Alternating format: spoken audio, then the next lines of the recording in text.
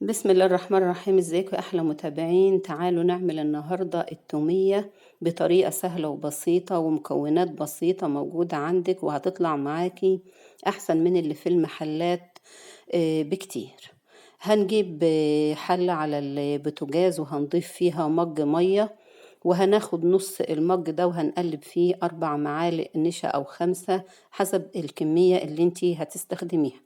ولو عندك لبن ممكن تضيفي نص كوباية لبن مكان المية اللي انت دوبتي فيها النشا. هتطلع معاكي برضو الطريقة جميلة وسهلة والطعم أحلى بكتير.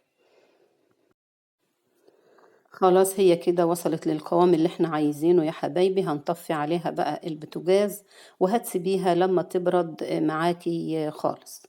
في الوقت ده بقى بتكون مجهزة حوالي نص راس توم، وكوباية زبادي، وربع كوباية زيت، ربع كوباية خل، ربع كوباية مية.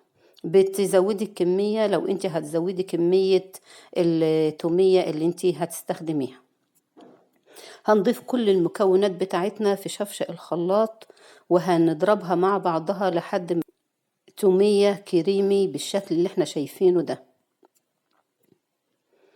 وبتطلع معاكي احلى تومية باسهل طريقة بتعمليها انت في بيتك، نظيفة ومضمونة وبألف صحة وعافية.